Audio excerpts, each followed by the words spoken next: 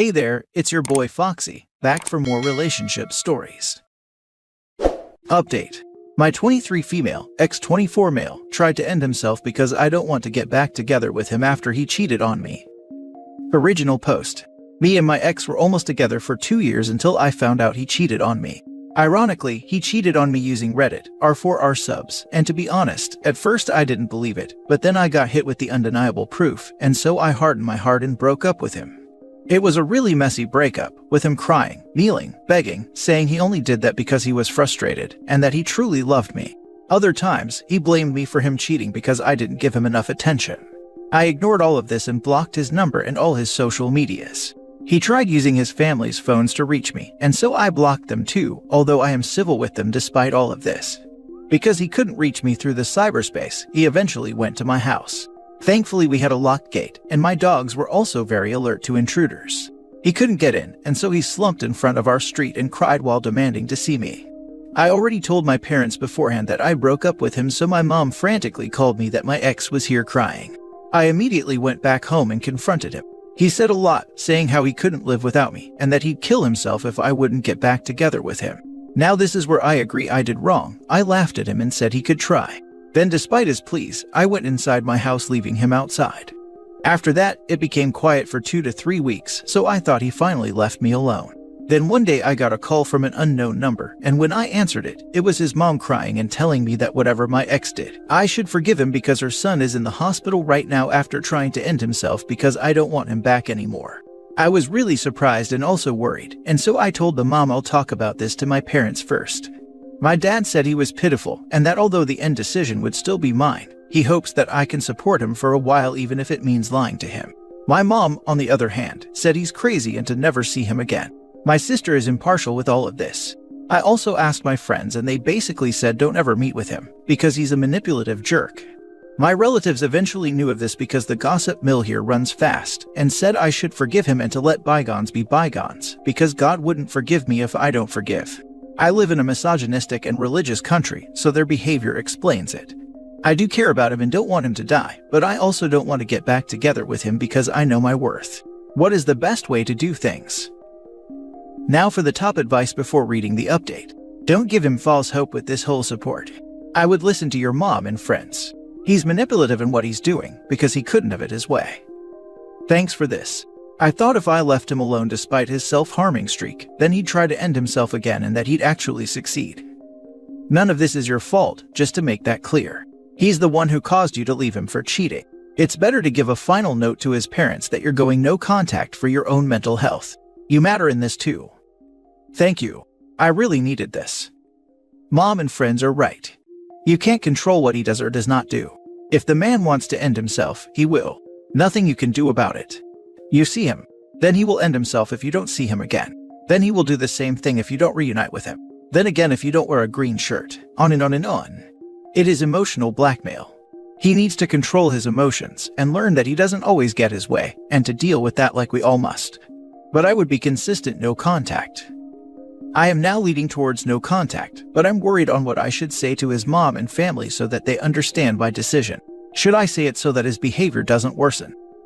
Stop worrying about placating mom. She is in hen mode and could care less about your rationale. She is more fixated on getting him what he says he wants. I would not contact her right now either.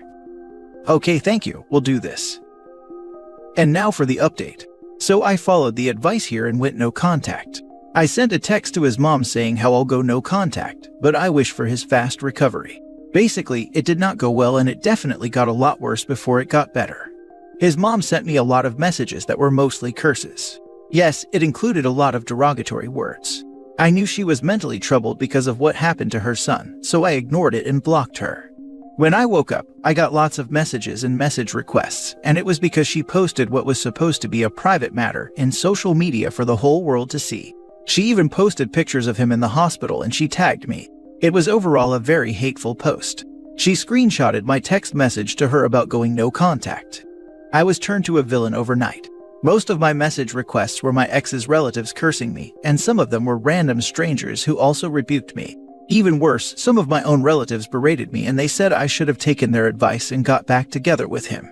Thankfully, the post didn't become viral or anything like that, but so many people I know and friends of friends saw it. My mom told me to go on a social media detox or just go on sites where I'd enjoy and she'd handle it. Well, she posted a response to my ex's mom's post, and it was about how she conveniently left out the part where her son cheated on me just to gain internet sympathy. My friends also backed it up and sent receipts and screenshots. The same friends who were one of the first people to know about the cheating. The hate died down a bit and I also received some support, but the damage had been done. My ex's company saw the post, both my mom's and ex's mom's, and they want to let him off because the whole issue is not good for their image since it reached a lot of people. I knew because ex's mom privately messaged my mom to delete her post because of it. She also said she'll delete her own post too. My mom got mad saying she'll refuse to delete it because now they want to be civil. But I did tell her to just delete it so that the whole thing can be forgotten. So far the posts are still up. For context, I live in a religious country, so yes, I am still getting some hate messages, but personally, I believe I can handle it. As for my dad, him and my mom are not in speaking terms because my mom says he's not taking it seriously, and my dad says that this isn't much of an issue. To be honest, the most absurd thing about all of this is how my ex is still asking for me. I got a much unneeded update from someone in his circle of friends, who by the way knew of the cheating. All of his friends knew of the cheating and didn't think to tell me. I would like to thank all who gave me advice. I did not regret it one bit, because who I believe to be good people, ex's mom and ex, all turned out manipulative and hateful people. No worries, I will definitely not get in contact with any of them in the present nor future. I hope things smooth over for you soon, OP. It's disgusting that his mother tried to blast you on social media, and he's still trying to get your attention. Thank you. Despite all the hate from their side, things have died down, so hopefully this will be just a lasting memory. They are blaming you for his mental-emotional flaws that existed long before you. If not you, some other trigger would have pushed him. His attempt at ending himself and their sick toxic response is evidence you made the right decision. Saw this sort of mind games used on my ex a lot. She was a people pleaser and she just wouldn't accept she was being manipulated. Like she had a guy threatening to end himself for me and she'd have to fix it. Why? His friends also told her not to tell me because I might go to the police and he wouldn't cope in jail. Don't delete until she deleted hers. Also send her a cease and desist letter as well as file a restraining order on your ex. Don't think this is the last you will hear from him. Thank you for the advice. Currently, me and my mom are in contact with a lawyer and he'll advise us on the matter. His mother's behavior is abhorrent. In no way should she be burdening you this. I imagine she's never held him accountable in his whole life for his actions having consequences and isn't going to start now. I hate that this is even a thing. Don't go back to him. He needs therapy and accountability. Of course his mommy wants your mom to take her post down. Her golden child is being threatened with termination, and that in the long run could affect her golden years. Mommy wants to live a comfortable lifestyle when the time comes for her to retire, so golden child cannot be terminated. You will survive this with the grace you have shown. You are very fortunate that there are no children or assets to tie you together, because your ex would have made you miserable and co-parenting would have been a nightmare. Last story. I'm leaving my husband because he's not upholding his part of the deal. My husband and I got married pretty young, 23, and we have been through a lot together. But I would say that our biggest struggles have been our careers and deciding on which paths to take. By the time we were 23, neither of us had graduated college yet, because college and life is expensive and we don't come from money. We both had to choose between working to survive and working to further our education on multiple occasions, ultimately setting us back in college many times. My husband was working dangerous situations in construction at the time and I was working dead-end retail jobs. So one day we sat down with each other and really discussed what we wanted for our future and our life, and all of it came down to us bettering our lives, which came to furthering and completing our education. So I decided then that because we still needed to survive, I would work to provide for us while my husband focused on earning his environmental engineering degree, since he only had 3 years left for his degree versus my year left in undergrad and 4 years for med school. So we came to an agreement that he would solely focus on finishing his degree so that he could in turn provide for us, while I focused on med school solely down the line. He finished and earned his bachelor's, as did I. I went at my own pace, taking the bit of classes I had left here and there while working full-time as a caregiver to earn a living. I was so proud of him, and even prouder when he landed his dream job at a great company many months later. The job he landed is in his field, it pays amazingly, and offers great benefits. I gave it the 90-day provisional trial to see how my husband meshed with the company and to see how things were for him before I even brought up the possibility of me continuing my education. After the 90 days, I sat my husband down to talk to him about the plans I have to continue on to med school. He convinced me to give us a couple of months to set up a rainy day fund just in case we needed it before I quit my job, which I fully understood. 6 months went by and our rainy day fund is pretty well padded, so I again talked to him about school plans, and he begins to say that he wants to start a family now, and doesn't think we could work out starting a family while all my attention being on med school. We have talked about starting a family, but once both of us were in the fields that we wanted. So I reminded him what we agreed upon, and he told me, well, I think right now is the perfect time to start a family, and I want one. So if you choose to go to school over our family, I'll be forced to part my ways with you.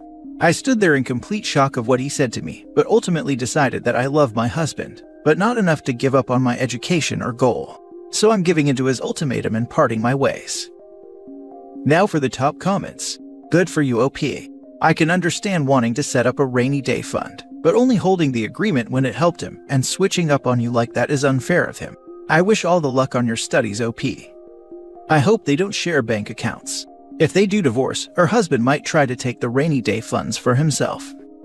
Illegal and easily discovered by even the most incompetent lawyer. As soon as I read that he was going to finish school first and you were going to be the sole provider, I knew where this was going. I'm so sorry, OP. He took advantage of you. In this instance, you provided for the family so he could better himself and doesn't want to let you do the same now. At least you saw this before it got any further. This happened to a friend of mine. Except she did have 2 children while going back to school and him teaching. He left her for a student and she never finished her degree. As unfortunate and painful as it will be, you must leave him and pursue your own goals obviously without him. Godspeed. How awful for him to get everything he wants while she has to restart her entire career. Last story. I've sacrificed my entire life and I can't even get a simple thank you. I gave my entire childhood to raise my siblings. Yet in my mom's eyes, I'm just playing the victim. She acts as if her and my dad didn't leave me alone with 3 young kids at the age of 9 for a week without any money and barely any food to fend for ourselves. I knew how to change a diaper before I even finished learning long division.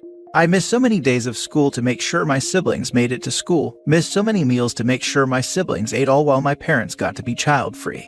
I didn't even go off to the college that I wanted to because I knew that no one would be there to care for my siblings.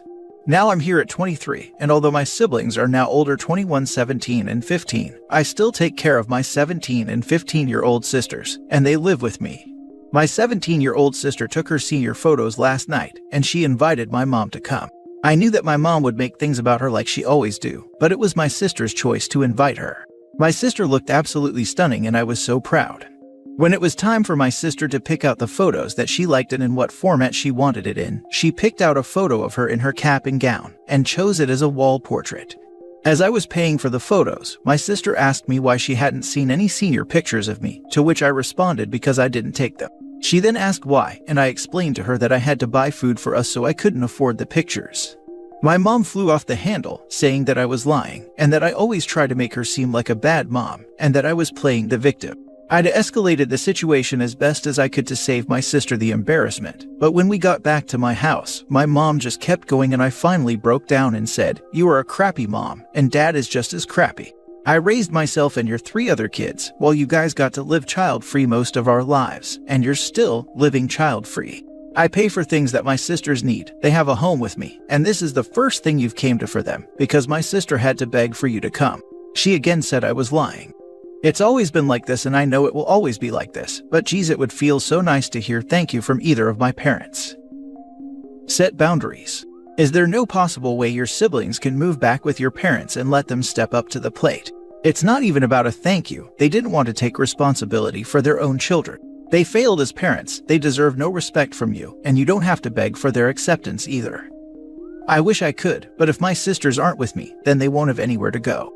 I haven't heard from our dad in over a year, while our mom is homeless and floating around with whichever guy she's with at the moment, so the only safe space they have right now is with me. My brother is currently away at college, and in the fall of this year my sister will also be away at college, and then it'll just be my baby sister left, and I don't want to put her in any dangerous situation. Sadly, in my experience, it never gets better. Only time my mother claimed I was her kid was when I claimed her child allowance. She lived with him a week while she contested me having the claim, and then he was back with me whilst I paid everything again. I never bothered trying again after that. Raised both my brothers, and got beaten every day just because she felt like it. She thinks she done me a favor treating me that way. I'm sorry you had to live that life. No one deserves to grow up in these situations. I'm sure there's no doubt in saying you were a safe space for your brothers. If no one has told you, you're an amazing older sibling.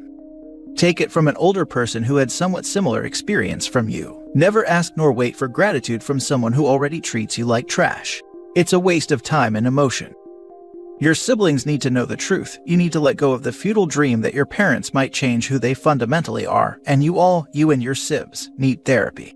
There's a common occurrence in mistreatment cases like yours, where the eldest does such a good job shielding their younger siblings from the horrible treatment that when the younger siblings become adults, they deny any it ever happened. I can see this happening with 17-year-old sister.